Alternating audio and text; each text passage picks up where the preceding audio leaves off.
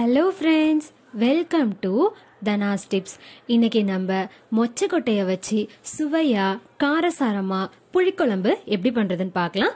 இந்த குழம்பு பண்றதுக்கு தேவையான பொருட்கள்: மொச்சை கொட்டை 100 கிராம், சின்ன வெங்காயம் 50 கிராம், பூண்டு 100 கிராம், புளி ஒரு நார்த்தங்காய் அளவு. எதுக்காக புளி இவ்வளோ எடுக்கிறோம்னா புளிக்குழம்புல புளியோட டேஸ்ட் அதிகமாக இருக்கணுங்கிறதுக்காக.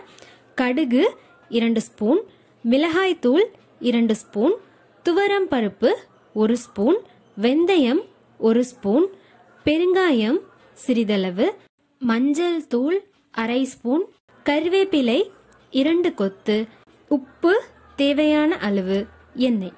புளிய தண்ணி விட்டு நல்லா கெட்டியா கரைச்சு வச்சுக்கலாம்.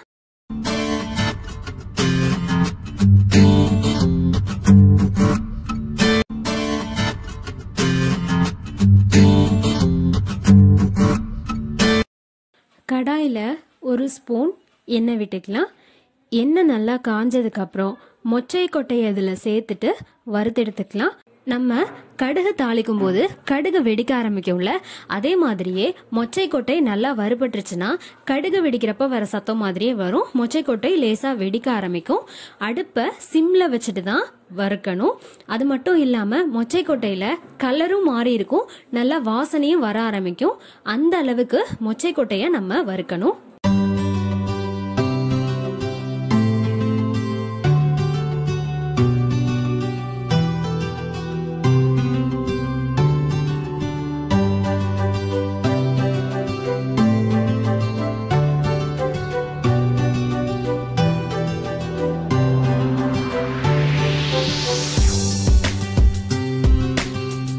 இப்போ பார்த்தீங்கன்னா மொச்சை கொட்டை நல்லா கலர் மாறி இருக்கு, எனக்கு நல்லா வாசனையும் வர ஆரம்பிச்சிட்டு, அது மட்டும் இல்லாம மொச்சை கொட்டை வெடிக்கிற சத்தமும் வந்துருச்சு.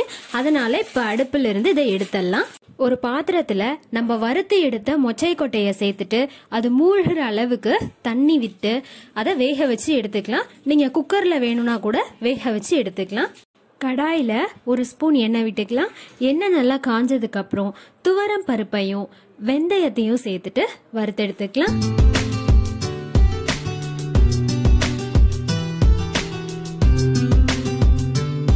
வறுத்து முடிச்சாச்சு.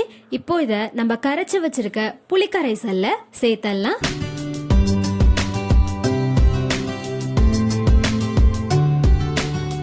கடாயில 1 ஸ்பூன் எண்ணெய் விட்டுக்கலாம். எண்ணெய் நல்லா காஞ்சதுக்கு அப்புறம் பூண்டை சேர்த்துட்டு வறுத்தெடுத்துக்கலாம்.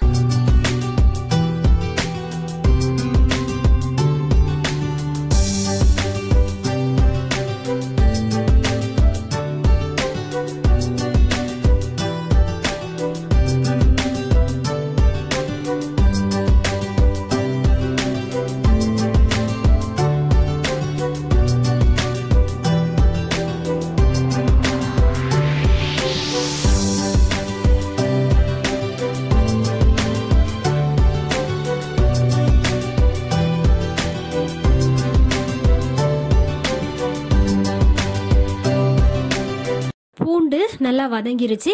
இப்ப இத நம்ம கரைச்சு வச்சிருக்க புளிக்கரைசல்ல சேர்த்தலாம். கடாயில 1 ஸ்பூன் எண்ணெய் விட்டு சின்ன வெங்காயத்தை சேர்த்துட்டு வதக்கிக்கலாம்.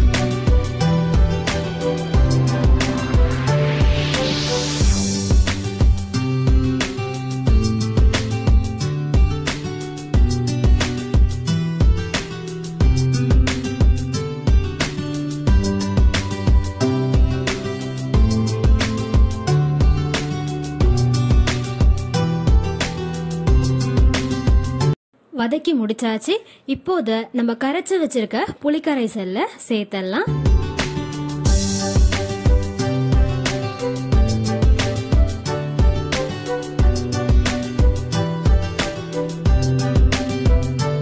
அடுப்புல ஒரு பெரிய பாத்திரம் வச்சு அதுல நம்ம கரைச்சு வச்சிருக்க அந்த புளிக்கரைசல்ல சேர்த்தலாம். புளிக்கரைசல்ல சேர்த்ததுக்கு அப்புறம் மஞ்சள் தூள், மிளகாய் தூள், நமக்கு தேவையான அளவு உப்பு சேர்த்துட்டு கலந்து விட்டுக்கலாம்.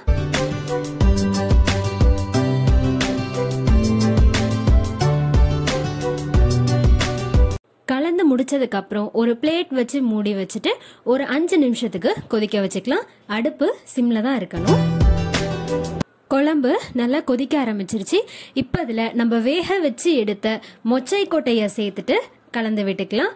கலந்து விட்டு முடிச்சதுக்கு அப்புறம் ஒரு பிளேட் வச்சு மூடி வச்சு ஒரு 10 நிமிஷத்துக்கு கொதிக்க வச்சு எடுத்துக்கலாம்.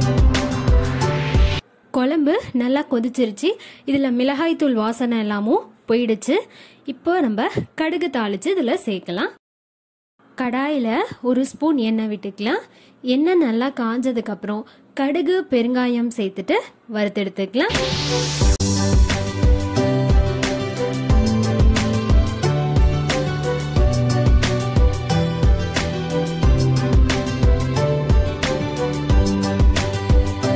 கடுகு நல்லா வெடிக்க ஆரம்பிச்சிருச்சு. இப்போ அதை நம்ம குழம்புல சேர்த்தலாம்.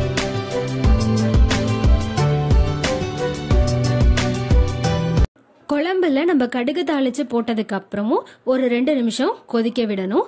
இப்போ இதுல நம்ம கருவேப்பிலையை சேர்த்துட்டு கலந்து விட்டுக்கலாம்.